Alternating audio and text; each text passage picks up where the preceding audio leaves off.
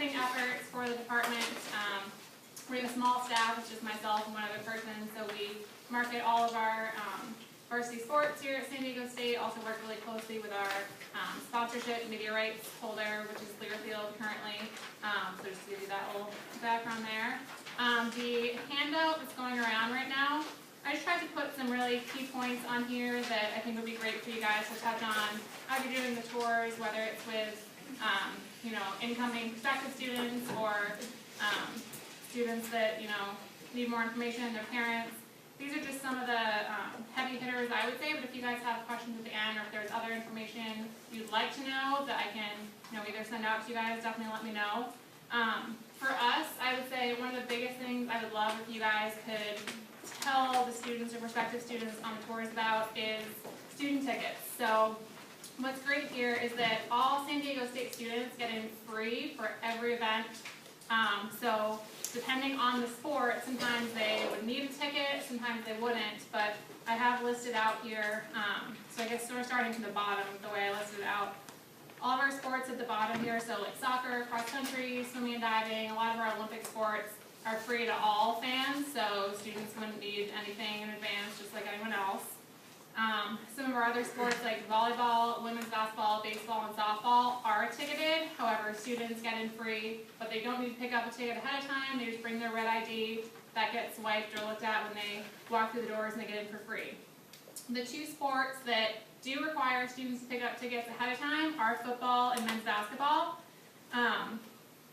This website at the top, so goaztecs.com is our main page, but if you go to goaztecs.com/tickets/students, if you guys ever have questions about how student tickets work, that lists out all this information basically, and we'll update about a month or so before football season and then basketball season with the student pickup schedule and those exact dates and times of when students can pick up their tickets.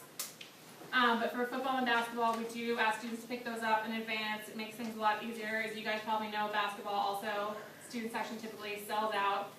One thing, just so you guys know that we're doing different this year for basketball pickup. In the past, when students have picked up their ticket, a lot of times it's for 2 or 3 games at a time, and they've just automatically been handed those 2 or 3 tickets, even if they're not planning on going to both those games. Because of that, we've had a lot of students that end up with tickets that they have no intention of going to that game, they have a class, or they have something else going on. So this year we're changing that a little to where there will still be a date, so October 31st, for example, is the first date the students can pick up for the first 3 home games, the first 2 exhibition games, and the first regular season game. But the Viejas box office staff will actually ask students which game they want to go to. So if they just want to go to one of them, they'll just get that ticket. If they want all 3, they'll get all 3. But we're trying to better figure out, how many students are actually coming to each game that way. So are there any questions on the tickets, students? Yeah. Is it always Mondays at 10 a.m. that they start? Or? For basketball, no, it's not. So if you go on this website, we have it listed out. It's typically about we just base it on when the games are. We'll try and pair a couple of games that are coming up together, closely together. It's usually about a week before, but it just depends exactly. But that lists all of them out. But yeah, the time is always 10 a.m. because that's when the box office opens. Any other questions on tickets? Okay. As some of you may have heard, just 2 days ago we announced our new athletics director. So John David Wicker is going to be starting at the end of November. Some of you may have heard that our previous athletics director, Jim Sturk, he recently left for Missouri. He's the new athletics director there. John David returns to San Diego State. He was most recently at Georgia Tech, but he was at San Diego State prior to that. He's been gone for just about a year and a half, I would say. He was at San Diego State before, so we're really excited to have him back. But just if you get any questions or anything about that, he is our new athletics director, again, starting end of November. Our facilities, I just listed out a lot of our facilities here. Probably the 2 that you would be talking about the most would be, that you'll also be nearby when you're walking around campus, would be the Fowler Athletic Center. So Fowler houses all of our athletic staff and coaches. It's where the student athletes train, so that's where they have their weight room and training room.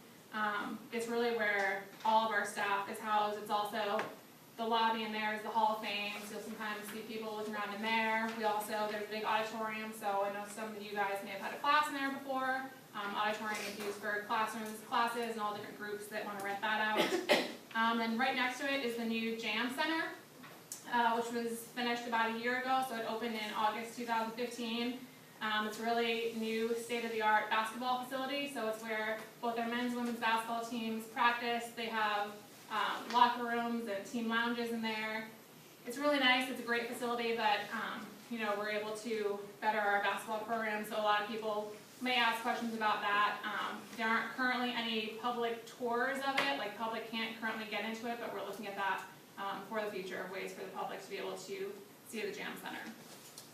Then just listed out all of our other facilities here, and what sports play where. Obviously football is the one that isn't currently on campus. What I didn't put on here, if you ever get questions about it, students can obviously, if they have cars, drive to Qualcomm. There's also a trolley stop right at Qualcomm Stadium, so it's how a lot of the students, probably how maybe some of you guys go to football games, get there.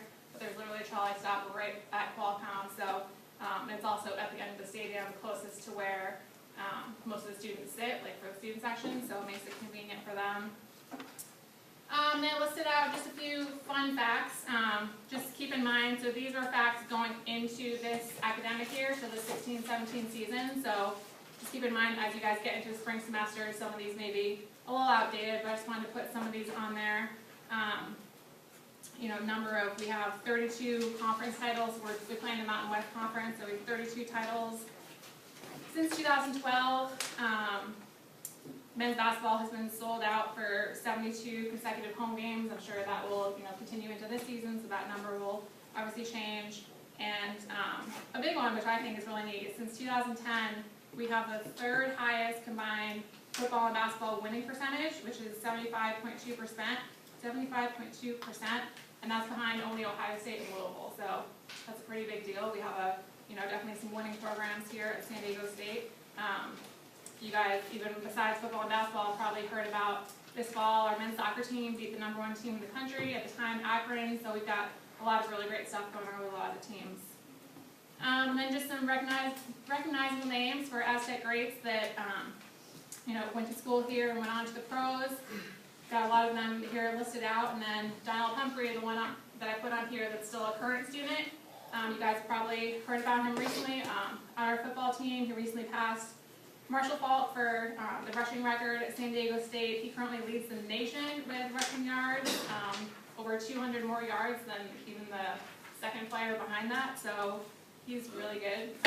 He's a senior this year, so unfortunately we're going to lose him, but he is getting a ton of national attention.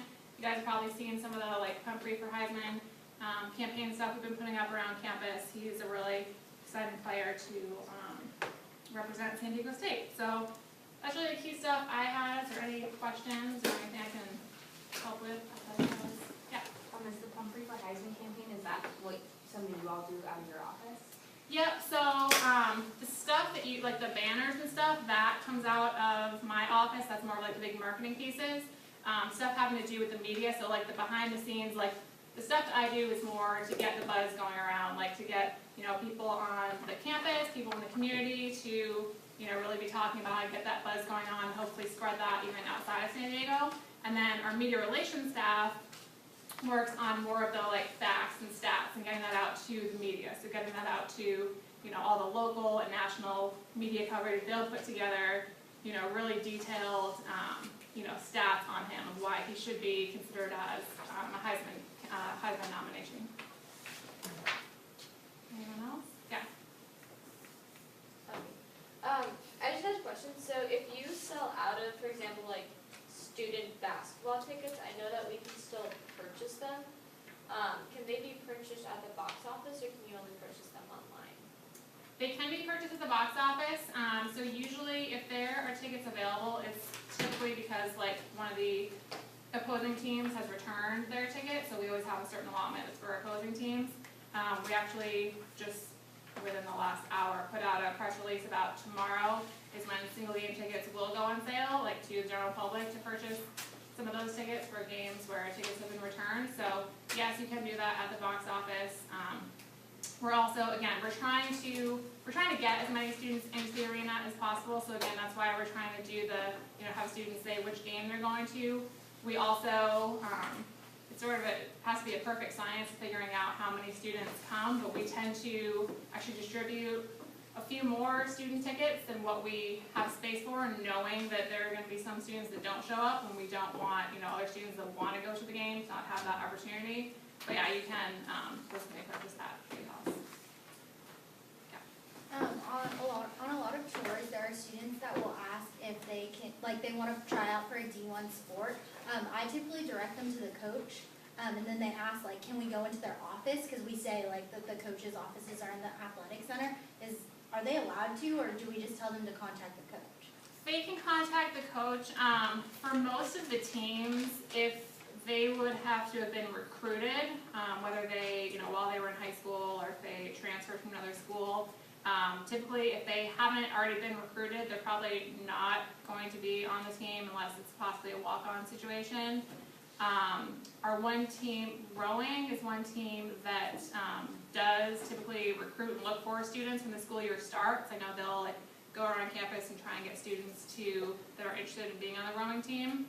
For the most part, I can tell you that, yeah, most of the teams are doing their recruiting well in advance, so there's not a huge chance of someone, walking onto the team once they're already on campus here, but it definitely doesn't hurt to absolutely reach out to those staffs, and yeah, if you either send them, all the contact information is on goaztecs.com, like our full staff directory is on there, but sort of on that same note, because I know someone else told me that students a lot of times have questions about being on being on the cheer team or dance team, so that also sort of comes through athletics.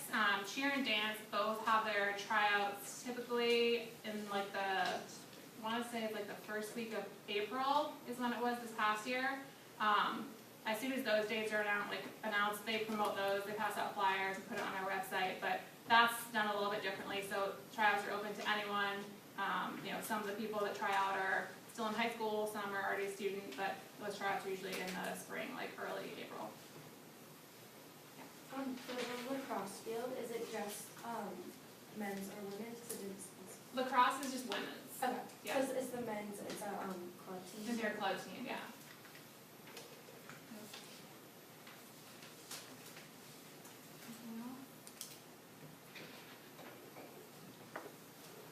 Do you know how many club teams we have, across the board, just a stat? Club teams or the club varsity? teams. When people come and they're asking oh, your club, do we know exactly how many we have here? I don't. Do you have someone from ARC come on the call? No, but we can get that stat for you. Yeah, that's a great question, because I know sometimes they may not be able to get onto the Division I sport and they're just looking for options. So clubs or intramurals would be an option for them. But yeah,